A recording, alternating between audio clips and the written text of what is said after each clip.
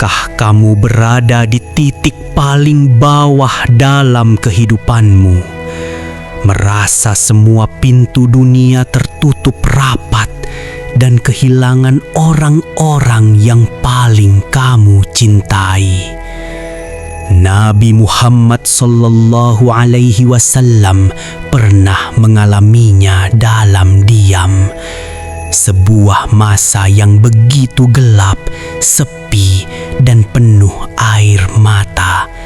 Sesaat sebelum Allah Subhanahu wa Ta'ala menjemputnya menuju batas tertinggi di langit ketujuh.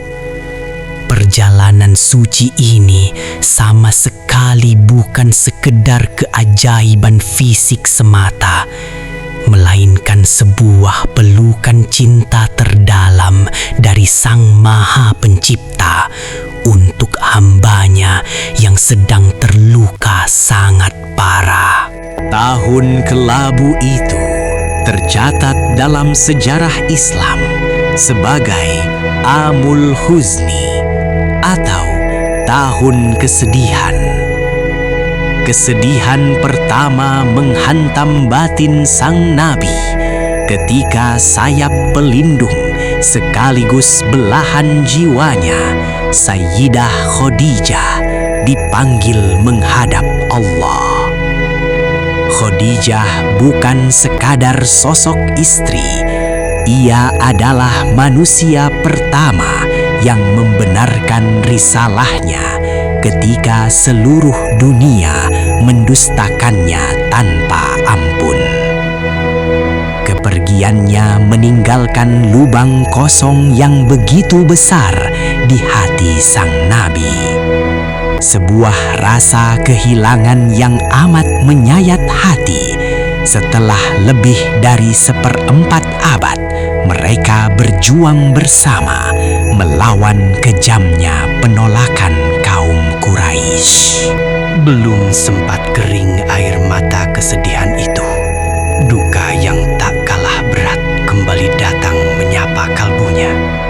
Pamannya tercinta, Abu Thalib, yang menjadi benteng perlindungan utamanya di kota Mekah, menghembuskan napas terakhir. Kehilangan ganda berturut-turut ini membuat kaum Quraisy semakin berani dan terang-terangan menyakiti beliau secara fisik maupun mental. Tanpa adanya perlindungan dari sang paman, Mekah menjadi tempat yang tak lagi aman untuk ditempati. Hinaan, cacian, hingga ancaman pembunuhan menjadi makanan sehari-hari yang harus dihadapi oleh manusia paling mulia ini dengan penuh kesabaran tiada batas.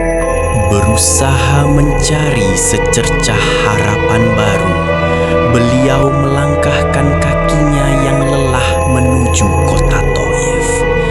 Beliau sangat berharap penduduk di sana mau membuka hati untuk menerima kebenaran dan memberikan perlindungan bagi dakwahnya.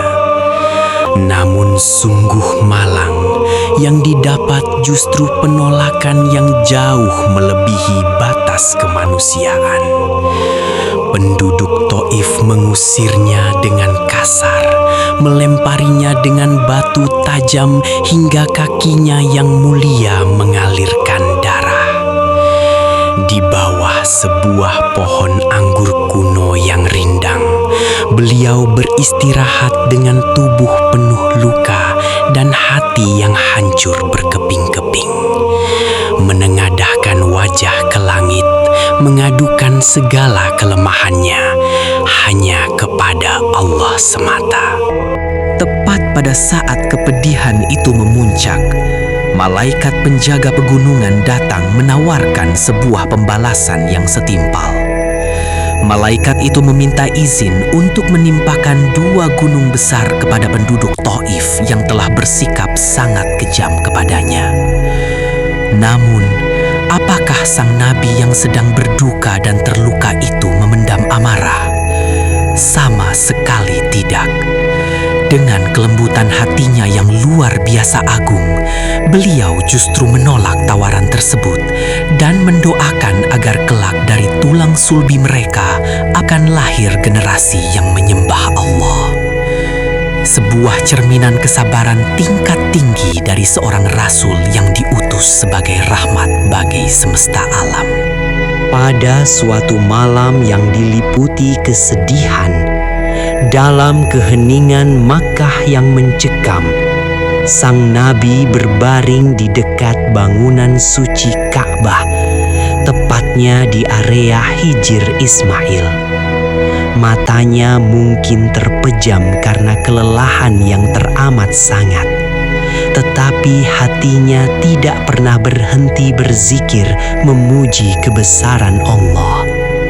Di tengah kepenatan fisik dan batin yang mendera, di puncak kesedihan yang mendalam itu, Allah Subhanahu wa Ta'ala memutuskan bahwa inilah saat yang paling tepat untuk mengangkat derajat hambanya.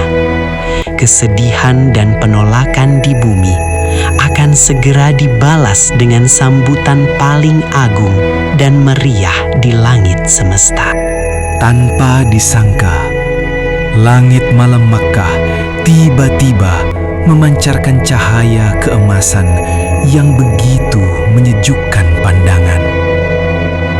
Malaikat Jibril turun ke bumi membawa sebuah hadiah istimewa dari surga. Seekor tunggangan bercahaya luar biasa yang disebut Burak. Malam itu, Jibril membangunkan sang Nabi dengan penuh kelembutan dan adab, menyampaikan sebuah undangan langsung dari Sang Maha Pencipta alam semesta. Ini bukanlah panggilan dari raja bumi manapun, melainkan dari raja segala raja. Inilah titik awal dari perjalanan luar biasa yang akan membelah batas ruang dan waktu. Perjalanan suci yang dikenal sebagai Isra dan Mi'raj. Dengan kecepatan kilat yang menyamai cahaya, Burak membawa Nabi Muhammad membelah malam gurun pasir yang sunyi. Perjalanan yang disebut Isra ini membentang mulai dari Masjidil Haram di kota Makkah menuju Masjidil Aqsa di tanah Palestina. Sebuah jarak yang sangat jauh yang biasanya baru bisa ditempuh berbulan-bulan lamanya oleh khalifah unta tercepat sekalipun, diselesaikan hanya dalam sekejap mata. Di sepanjang perjalanan bersejarah ini, beliau diperlihatkan berbagai tanda kebesaran Allah yang terbentang di alam semesta. Sebuah pemandangan menakjubkan yang perlahan mulai mengobati luka dan kesedihan di relung hatinya. Setibanya di Baitul Maqdis atau Masjidil Aqsa, sebuah kehormatan terbesar dalam sejarah peradaban telah menanti beliau. Di tempat suci tersebut, roh para nabi dan rasul terdahulu telah dikumpulkan oleh Allah. Mulai dari manusia pertama, Nabi Adam, hingga Nabi Isa, semuanya hadir dalam barisan untuk menyambut kedatangan penutup para nabi. Nabi Muhammad kemudian melangkah maju, didaulat menjadi imam sholat bagi mereka semua. Momen epik ini menegaskan sebuah pesan langit bahwa kepemimpinan seluruh umat manusia dan estafet risalah ilahiyah kini telah sepenuhnya diamanahkan ke atas pundaknya yang agung. Setelah menunaikan ibadah sholat yang penuh khusyuk bersama para nabi, perjalanan agung ini berlanjut menuju fase Mi'raj. Beliau diangkat naik melewati lapisan-lapisan langit semesta yang menyimpan pesona dan keindahan tak terlukiskan. Setiap pintu langit dijaga ketat oleh malaikat yang menyambut kedatangannya dengan penghormatan tersendiri. kondisi waktu dan ruang bumi sepenuhnya ditinggalkan di belakang. Sang Nabi bergerak melintasi ribuan galaksi dan batas-batas alam semesta fisik, memasuki alam gaib surgawi yang belum pernah dan tidak akan pernah diinjak oleh kaki manusia manapun selain dirinya. Di setiap tingkatan langit yang disinggahinya, beliau disambut dengan penuh kehangatan oleh saudara-saudaranya, para nabi utusan terdahulu. Beliau melihat senyum damai Nabi Adam di langit pertama, ketenangan Nabi Isa dan Yahya, keanggunan wajah Nabi Yusuf, keteguhan hati Nabi Idris, kelembutan tutur Nabi Harun, wibawa besar Nabi Musa, hingga pelukan hangat sang bapa para nabi, Nabi Ibrahim di langit ketujuh. Pertemuan spiritual ini seolah membisikkan pesan kuat ke relung jiwa beliau bahwa ia tidaklah sendirian, bahwa semua nabi dan rasul juga pernah mengalami ujian seberat itu di bumi.